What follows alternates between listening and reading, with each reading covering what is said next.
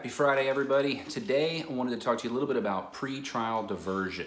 Pre-trial diversion is growing in popularity in a lot of different counties across the state of Texas. Every county calls it something a little different. It could be called pre-trial diversion, could be called the divert program, could be called the first-time offender drug program, could be called a memo agreement. So it's known by a lot of names, but essentially what it is, it's a program that was established by that county's district attorney's office and a way for first-time offenders of usually minor offenses. It's a way to keep their case from going into the criminal justice system, and if they successfully complete the program, to get that case completely removed from their criminal history.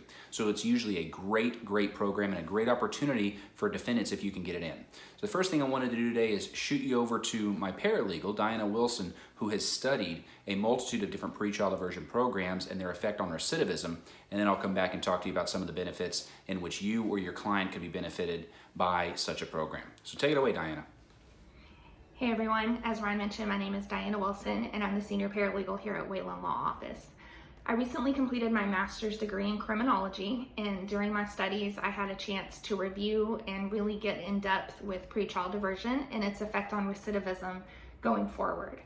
During my studies I found there were multiple different diversion programs. Some were pre-trial, like we're discussing today. Others were in the middle of a case, and some were even after an offender has been convicted and sentenced. During that program specifically, offenders who were on probation, who were about to be revoked, were then pulled from probation and put into a diversion program. These studies really just wanted to focus on the diversion aspect at any point and determine if they would still be successful.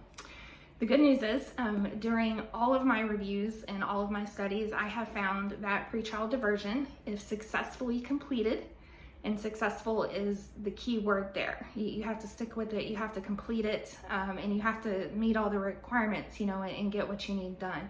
Those who have successfully completed pre-trial diversion are found to have a lower recidivism rate going forward. What this means is those who are successful typically do not go on to reoffend later in the future.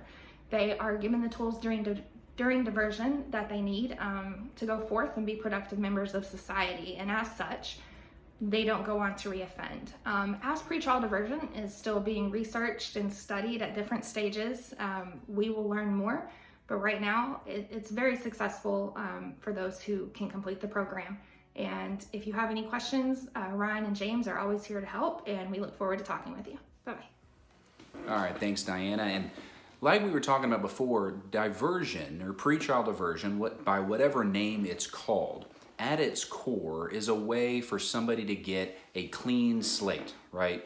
The essence of the pre-trial diversion program, and the biggest benefit that you have if you're successfully admitted and succeed in completing the program, is the ability to get your criminal record expunged immediately upon completion of the program. What that means is there will be no official record whatsoever of the incident for which you were arrested or charged. It also means, legally speaking, that if you're ever deposed or take the stand and are placed under oath and they ask you the question, have you ever been arrested? Legally, if you've had that expunction, you're entitled to say no. So it really and truly is a fresh start, a clean slate, okay? Pre-trial diversion, it differs from county to county. The eligibility differs from county to county. The application process differs from county to county. So if you're facing any criminal charge whatsoever, ranging from possession of marijuana to an assault case to anything you can think of, it's important that you speak to a criminal lawyer immediately who is experienced in that specific county, so we can discuss and evaluate whether or not there's a program like that in the county in which you're charged, in which you might be able to be admitted and succeed, okay? We'll walk you through the application process. We'll talk to you about what they're looking for, what they need to try to help you get in and to help you succeed in the program. As always, if you have any questions about any of this or you want to reach out and talk to me further, just feel free to reach me via email, phone, whatever's convenient for you. Stop me on the street. I really don't care. Just reach out to me. Ask the questions. I'm always happy to answer. I hope everybody out there has a great weekend, and we'll see you next week.